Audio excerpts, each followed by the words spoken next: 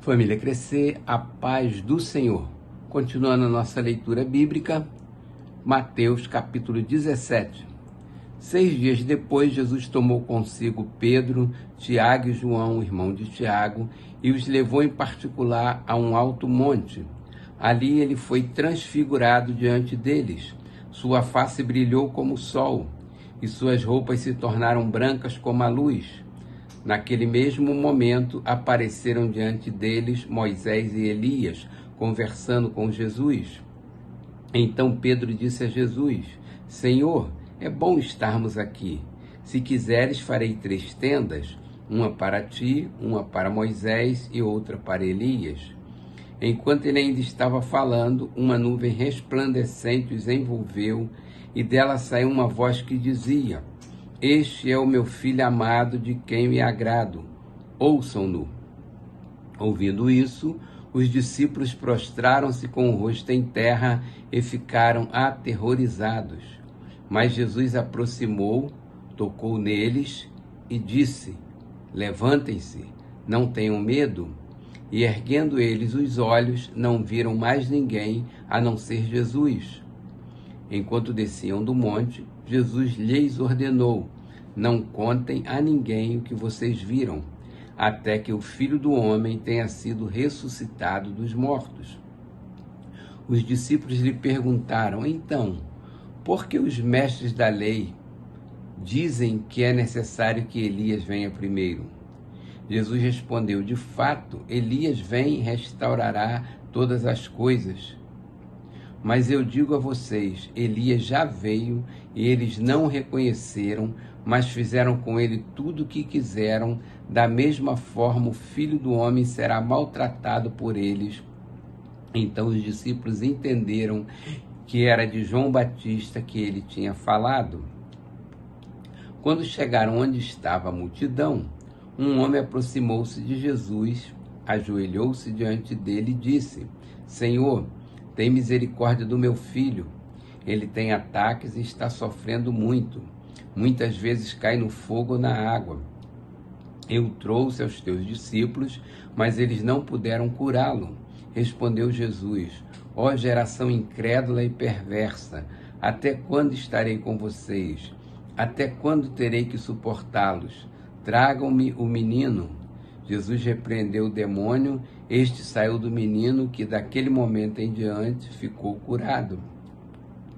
Então os discípulos aproximaram-se de Jesus em particular e perguntaram: Por que não conseguimos expulsá-lo? Ele respondeu: Porque a fé que vocês têm é pequena. Eu asseguro que, se vocês tiverem fé do tamanho de um grão de mostarda, poderão dizer a este monte: Vá daqui para lá, e ele irá. Nada será impossível para vocês. Mas essa espécie só sai pela oração e pelo jejum. Reunindo-se eles na Galileia, Jesus lhes disse: O Filho do Homem será entregue nas mãos dos homens. Eles o matarão, e no 3º dia ele ressuscitará. E os discípulos ficaram cheios de tristeza. Quando Jesus e seus discípulos chegaram a Cafarnaum, os coletores do imposto de 2 dracmas vieram a Pedro e perguntaram: O mestre de vocês não paga o imposto do templo? Sim, paga, respondeu ele. Quando Pedro entrou na casa, Jesus foi o primeiro a falar, perguntando-lhe: O que você acha, Simão? De quem os reis da terra cobram tributos e impostos? De seus próprios filhos ou dos outros? Dos outros, respondeu Pedro. Disse-lhe Jesus: Então os filhos estão isentos. Mas para não escandalizá-los, vá ao mar e jogue o anzol. Tire o primeiro peixe que você pegar, abra-lhe a boca, e você encontrará uma moeda de 4 dracmas. Pegue-a, entregue a eles para pagar o meu imposto e o seu. Capítulo 18.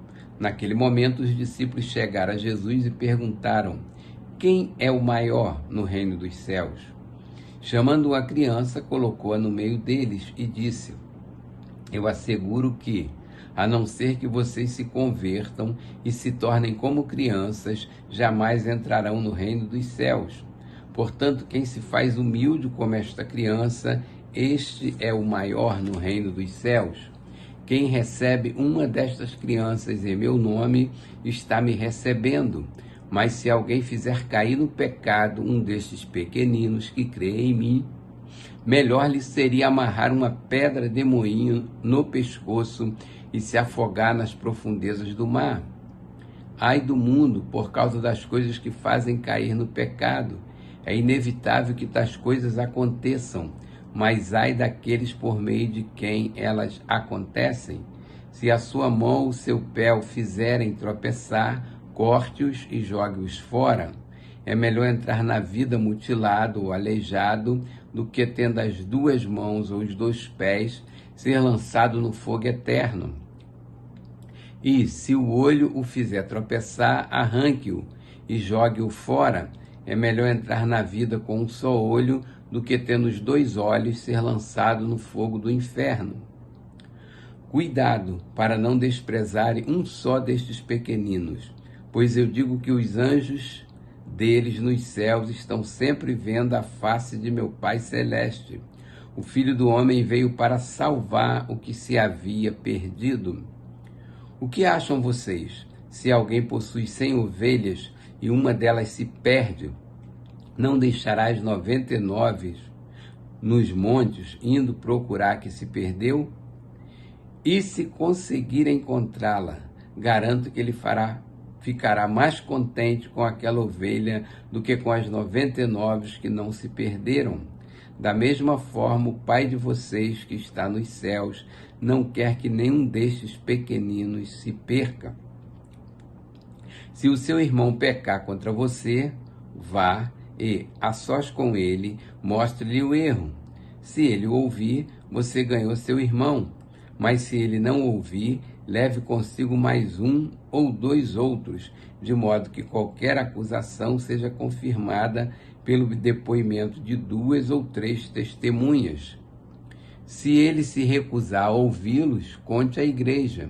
Se ele se recusar a ouvir também a igreja, trate-o como pagão ou publicano. Digo a verdade, tudo que vocês ligarem na terra terá sido ligado no céu, e tudo que vocês desligarem na terra terá sido desligado no céu. Também digo que, se 2 de vocês concordarem na terra em qualquer assunto sobre o qual pedirem, isso será feito a vocês por meu Pai que está nos céus.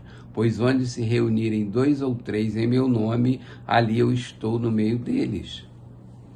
Então Pedro aproximou-se de Jesus e perguntou: Senhor, quantas vezes deverei perdoar meu irmão quando ele pecar contra mim? Até 7 vezes? Jesus respondeu: Eu digo a você, não até 7, mas até 70 vezes 7. Por isso o reino dos céus é como um rei que desejava acertar contas com os seus servos.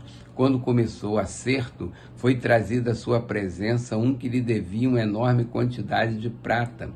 Como não tinha condições de pagar, o Senhor ordenou que ele, sua mulher, seus filhos e tudo o que ele possuía fossem vendidos para pagar a dívida. O servo prostrou-se diante dele e lhe implorou: Tem paciência comigo e eu te pagarei tudo. O senhor daquele servo teve compaixão dele, cancelou a dívida e o deixou ir. Mas quando aquele servo saiu, encontrou um de seus conservos que lhe devia 100 denários. Agarrou-o e começou a sufocá-lo, dizendo: Pague-me o que me deves. Então seu conservo caiu de joelhos e implorou-lhe: Tenha paciência comigo e eu pagarei a você. Mas ele não quis, antes saiu e mandou lançá-lo na prisão até que pagasse a dívida. Quando os outros servos companheiros dele viram o que havia acontecido, ficaram muito tristes e foram contar ao seu senhor tudo o que havia acontecido. Então o senhor chamou o servo e disse: Servo mau, cancelei toda a sua dívida porque você me implorou.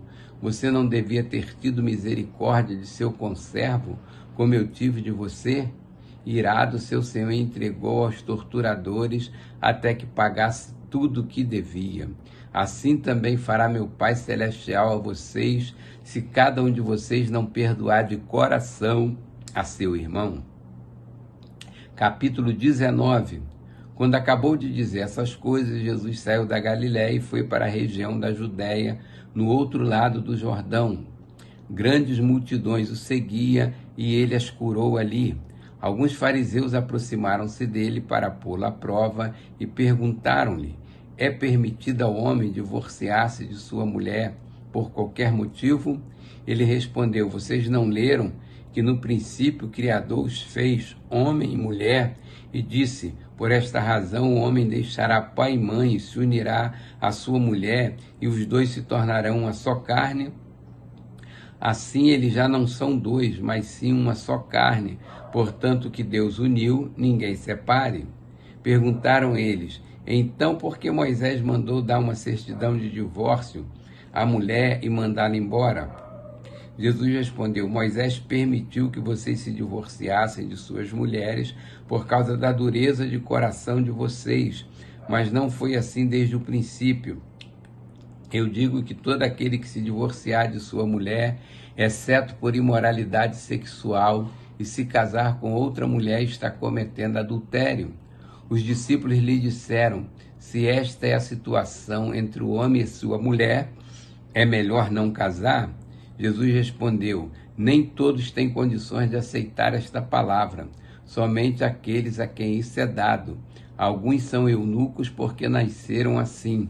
Outros foram feitos assim pelos homens. Outros ainda se fizeram eunucos por causa do reino dos céus. Quem puder aceitar isso, aceite. Depois trouxeram crianças a Jesus para que lhes impusessem as mãos e orassem por elas. Mas os discípulos os repreendiam. Então disse Jesus: deixe vir a mim as crianças e não as impeçam, pois o reino dos céus pertence aos que são semelhantes a elas. Depois de lhes impor as mãos, partiu dali. Eis que alguém se aproximou de Jesus e lhe perguntou: mestre, que farei de bom para ter a vida eterna? Respondeu-lhe Jesus: por que você me pergunta sobre o que é bom? Há somente um que é bom. Se você quer entrar na vida, obedeça aos mandamentos. Quais? Perguntou ele. Jesus respondeu: não matarás, não adulterarás, não furtarás, não darás falsos testemunho, honra teu pai e a tua mãe e amarás o teu próximo como a ti mesmo. Disse-lhe o jovem: a tudo isso tenho obedecido. O que me falta ainda? Jesus respondeu: se você quer ser perfeito, vai, venda os seus bens e dê o dinheiro aos pobres, e você terá um tesouro nos céus. Depois vem e siga-me. Ouvindo isto, o jovem afastou-se triste porque tinha muitas riquezas. Então Jesus disse aos discípulos: digo a verdade, dificilmente um rico entrará no reino dos céus. E digo ainda, é mais fácil passar um camelo pelo fundo de uma agulha do que um rico entrar no reino de Deus. Ao ouvirem isso, os discípulos ficaram perplexos e perguntaram: neste caso, quem pode ser salvo? Jesus olhou para eles e respondeu: para o homem é impossível, mas para Deus todas as coisas são possíveis. Então Pedro lhe respondeu: nós deixamos tudo para seguir-te. Que será de nós? Jesus lhes disse: digo a vocês a verdade, por ocasião da regeneração de todas as coisas, quando o Filho do Homem se assentar em seu trono glorioso, vocês que me seguiram também se assentarão em 12 tronos para julgar as 12 tribos de Israel. E todos que tiverem deixado casas, irmãos, irmãs, pai, mãe, filhos ou campos por minha causa, receberão 100 vezes mais e herdarão a vida eterna. Contudo, muitos primeiros serão últimos e muitos últimos serão primeiros.